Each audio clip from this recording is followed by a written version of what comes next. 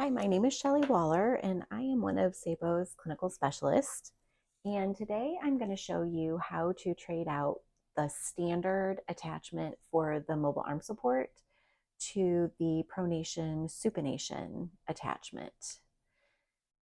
So the first thing we're going to do is we're going to open up the arm, and we're going to take this black knob, pull it out, and then we're going to turn it a quarter of the circle. This is going to allow for the J hook to be mobile and the ability to internally and externally rotate the patient's forearm. Once we have that open, we're going to use our Allen wrench and we're going to take off this screw. So we're going to get it started, and then we're going to actually unscrew it and take it all the way out.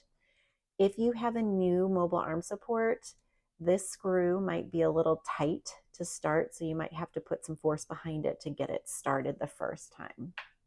So we're going to set that to the side, and then I'm just going to take this piece and I'm going to pull it straight out from here. Okay. Again, if you have a new mobile arm support, this might be in there pretty snug, so you're gonna have to give it a pretty good tug to get it out. But once you have that out, then you're going to take the pronation supination attachment, and you're going to just take this piece and slide it straight in here, line it up, and it goes all the way through. And then we're going to take this screw that we took out and we're going to put it right back, get it started, and then we're going to screw it all the way in with the Allen wrench. I'm going to tighten that up. So now you have the pronation supination part attached. And next I'm going to show you how to decide where to put the forearm shell when using the pronation supination attachment. So deciding how to put the forearm shell on the supination pronation attachment site for the mobile arm support, first you're going to choose the side that you're going to be working with. So if you're working on a right upper extremity, you're going to have the R on the bar on the top. If you're working on the left side, then you're going to turn this over and you're going to have the L on the top. When you're looking at it, you want to make sure that you have the bar parallel with the ground. So I'm going to say that we're working on a right upper extremity. So I'm going to keep the R to the top. And then what I'm going to do, if I turn the J hook over, you can see that there is an embossed R and L underneath.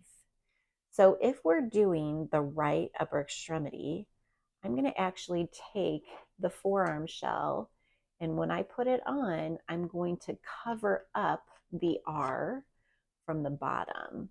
So that leaves the L exposed, and then I'm going to tighten up the knobs underneath.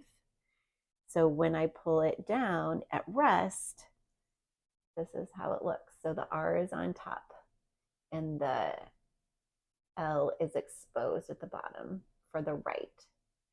Now, if we want to do the left, we're just going to do the opposite. So we're going to unscrew these guys on the bottom, pull this off. We're going to take the attachment, the bar, and we're going to turn it so the L is on top. And if we look at it this way, when we're putting the forearm shell on, we're going to take it and we're going to slide it over the L, leaving the R exposed. You want to make sure that you put this down far enough that part of the J hook is protruding through. And then you're going to tighten these down to lock them in place. And then you have your forearm shell attached as well.